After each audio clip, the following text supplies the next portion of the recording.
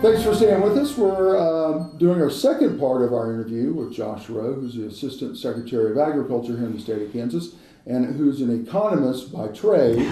And so let's just kind of jump into it.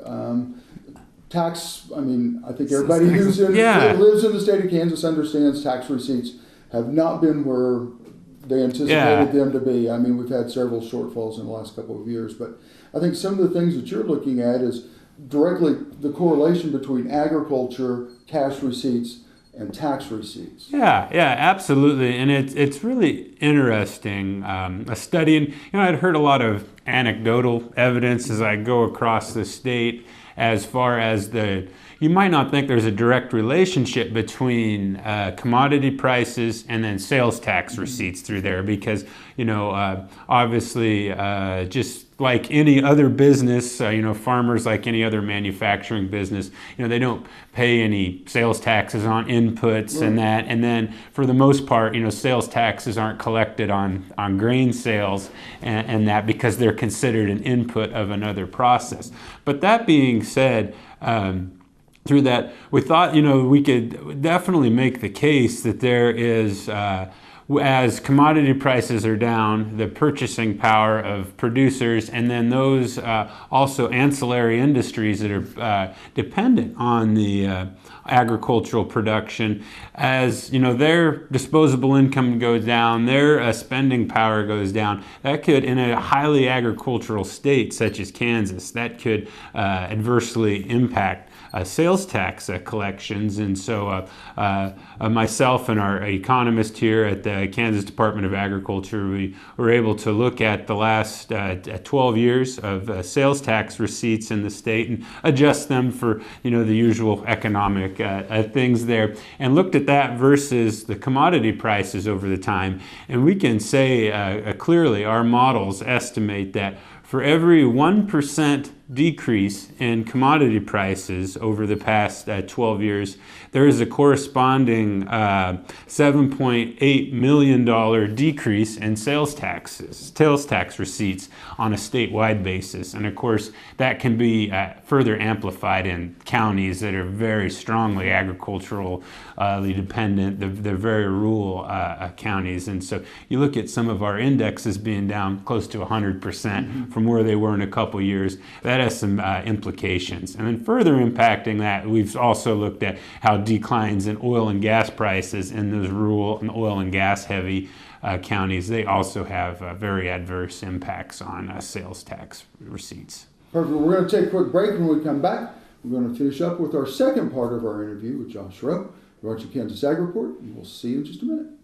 This segment brought to you by Farm Bureau, a grassroots ag organization representing the state's farmers and ranchers since 1919. KFB.org. Oldie Seed Farms, carrying soil-specific seed. Find them on the web at oldieseed.com. That's OHLDE seed.com. Grass and Grain, online or in the mail, keeping Kansas farmers informed for over 60 years. grassandgrain.com. Kansas Wheat Commission, leaders in the adoption of profitable innovations for wheat. Online at kswheat.com.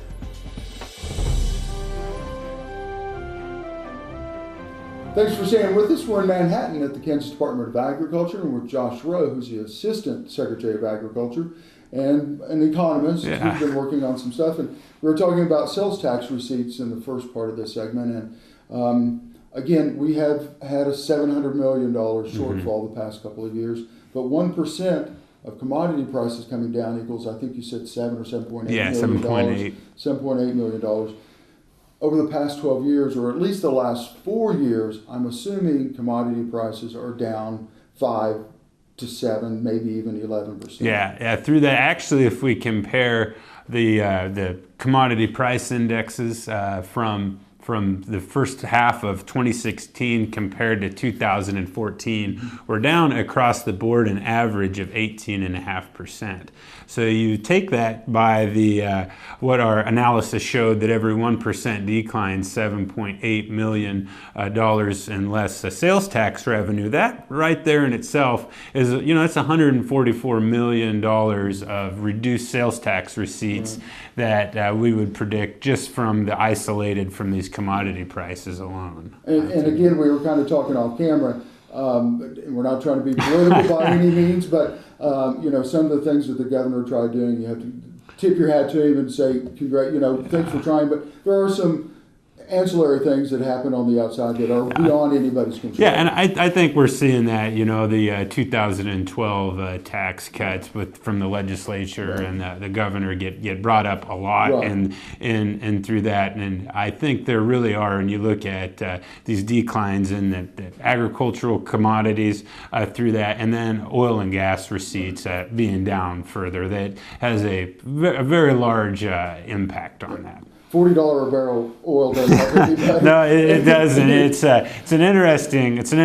an interesting commodity. When you're looking at kind of overall U.S. economy and that, you can sometimes make an argument, lower oil prices, the consumer has more income to spend. But you get into Ellis County, Kansas, highly dependent on ag and oil and gas, and they don't care. that is when those prices are down, so goes sales tax receipts and other forms of taxes for that county. And the one thing we want to touch on real quick, we got about a minute left here, is we have an Ag Summit coming up August 30th, and it sounds like something that is going to be beneficial to everybody who attends. Yeah, absolutely. Our team's been working with, speaking with stakeholders from across the agricultural industry. In fact, we've put together people from 17 different agricultural sectors, all the way down from our maybe smaller sectors like specialty livestock production, all the way up to our blue chip beef, corn, wheat production there. Been really talking to them about what